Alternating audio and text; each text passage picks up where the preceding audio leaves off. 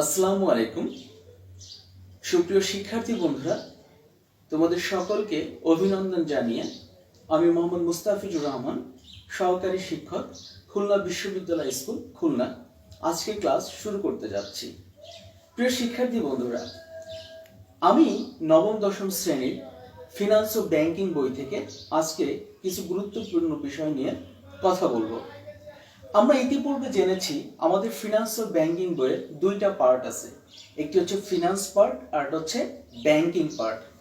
আজকে আমরা এই ব্যাংকিং পার্ট নিয়ে কথা বলবো। প্রিয় শিক্ষার্থী বন্ধুরা, মানব জীবনে ব্যাংক ওতপ্রোতভাবে জড়িত। পৃথিবীর অর্থনৈতিক কর্মকাণ্ড এখন ব্যাংক দ্বারা সম্পাদিত হয়ে থাকে। বর্তমান বিশ্বায়নের যুগে ব্যাংক ছাড়া মানুষের জীবন প্রায় অকল্পনীয় হয়ে পড়েছে।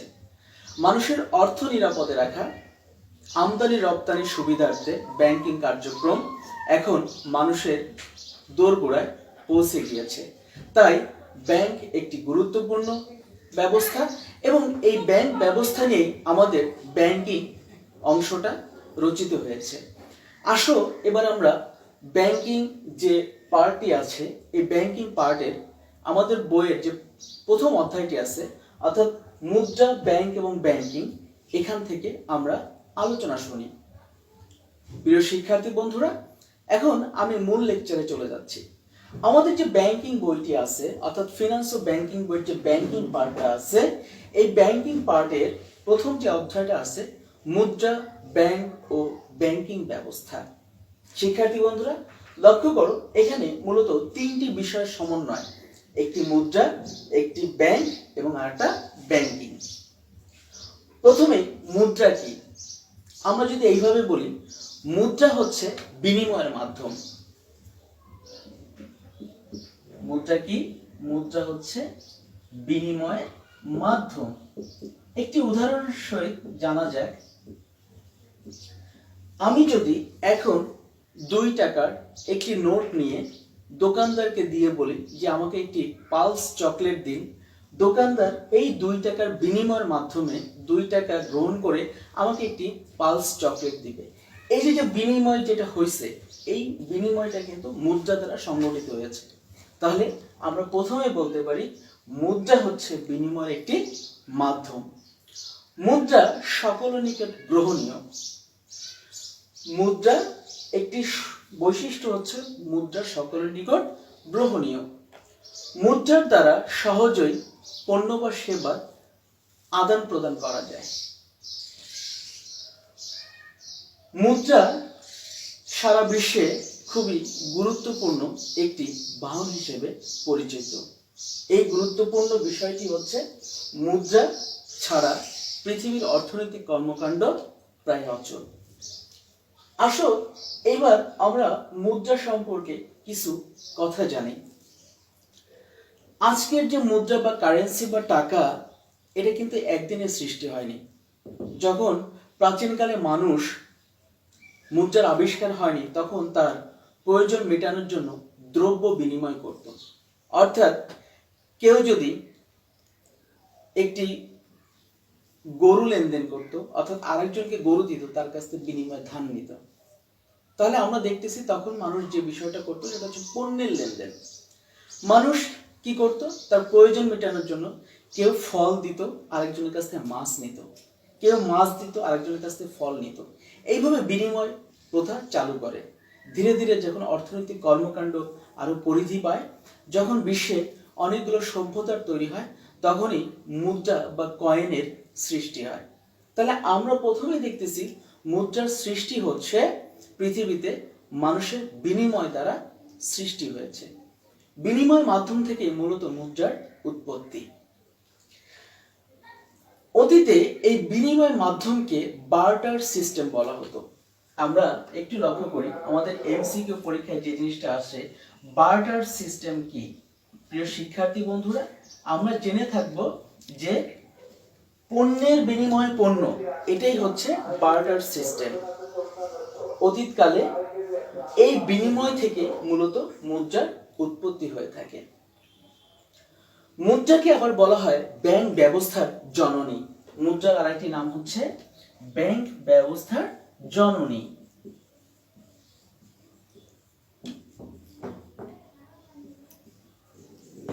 প্রিয় শিক্ষার্থী বন্ধুরা, আমি তোমাদেরকে এই অধ্যায়ের কিছুটা বেসিক দিচ্ছি, পরবর্তীতে আমরা অধ্যায় ভিত্তিক মূল আলোচনায় চলে যাব ইনশাআল্লাহ। তাহলে আমরা জানলাম মুদ্রা হচ্ছে একটি বিনিময়ের মাধ্যম, মুদ্রা হচ্ছে সকলের নিকট গ্রহণীয়, যা সহজে আদান প্রদান করা যায়, এবং মুদ্রা হচ্ছে যার একটি অর্থের মানদণ্ড আছে। মুদ্রার আরেকটি বড় বৈশিষ্ট্য কি? মুদ্রার একটি অর্থের মানদণ্ড রয়েছে।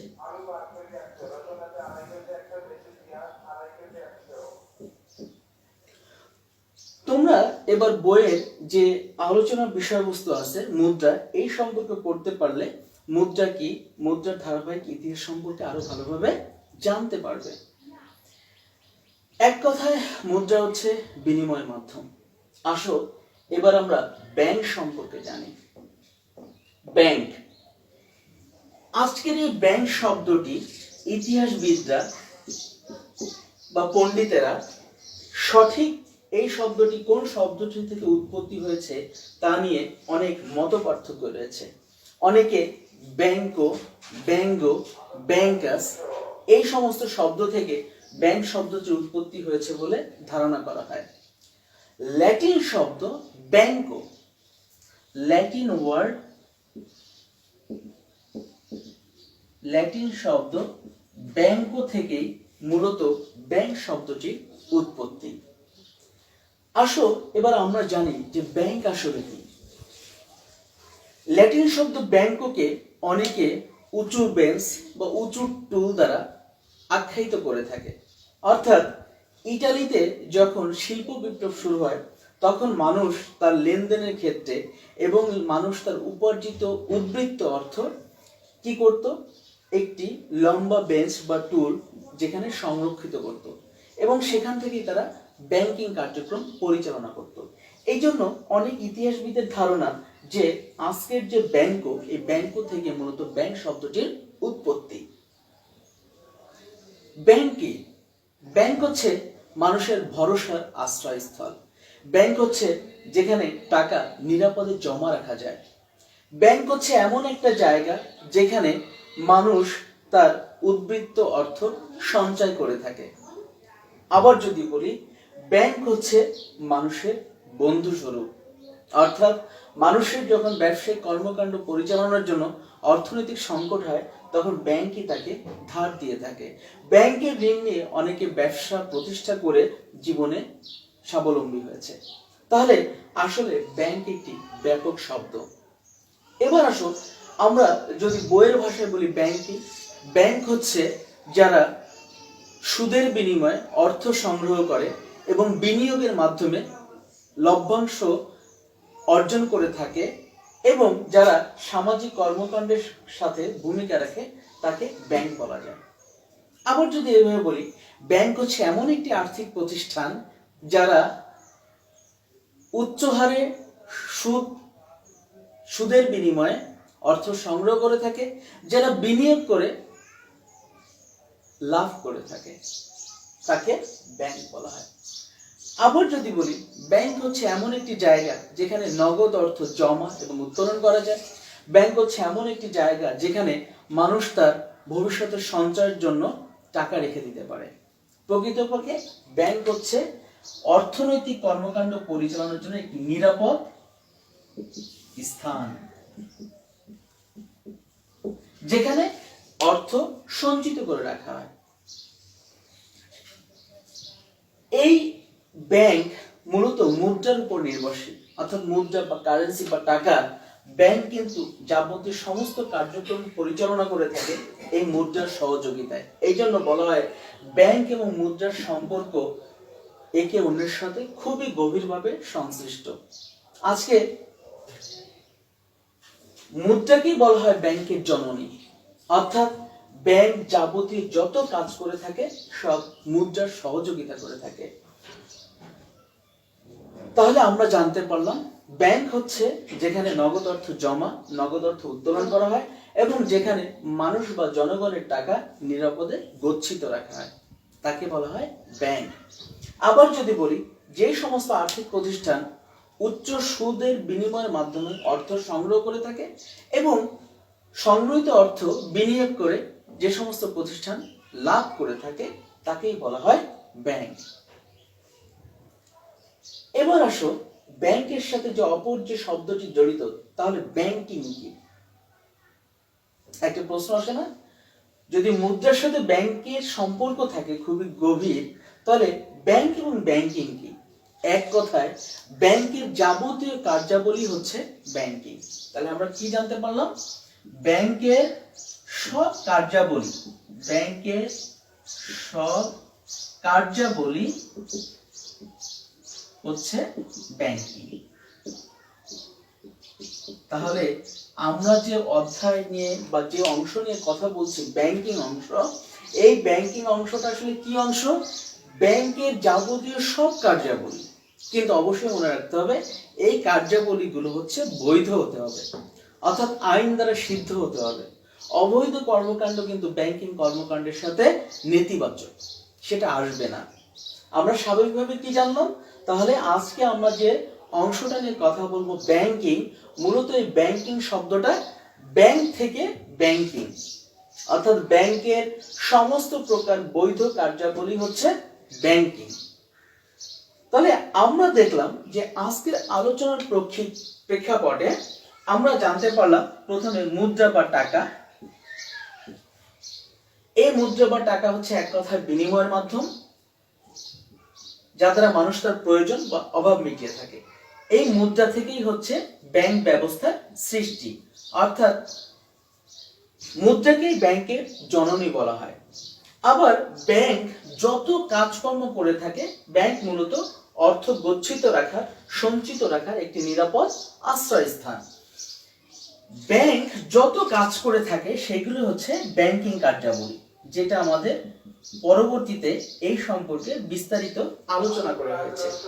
তাহলে এই ব্যাংকিং কার্যাবলী সম্পর্কে আমাদের মূলত এই বইটি নিয়ে আলোচনা করেছে, অর্থাৎ কিভাবে পৃথিবীতে ব্যাংক ব্যবস্থার সৃষ্টি, ব্যাংক ব্যবস্থার ইতিহাস, ব্যাংকের লক্ষ্য উদ্দেশ্য, একজন ব্যাংকার কি কি কাজ করে থাকেন, ব্যাংকিং ব্যবস্থা কিভাবে অর্থনীতিতে ভূমিকা রেখে থাকে, ব্যাংক অর্থনীতিতে সামাজিক দায়বদ্ধতা থেকে কিভাবে কাজ করে, একজন গ্রাহকের পক্ষে ব্যাংক কিভাবে সেবা দিয়ে থাকে এবং কিভাবে বিনিয়োগ করে ব্যাংক লাভ করে থাকে।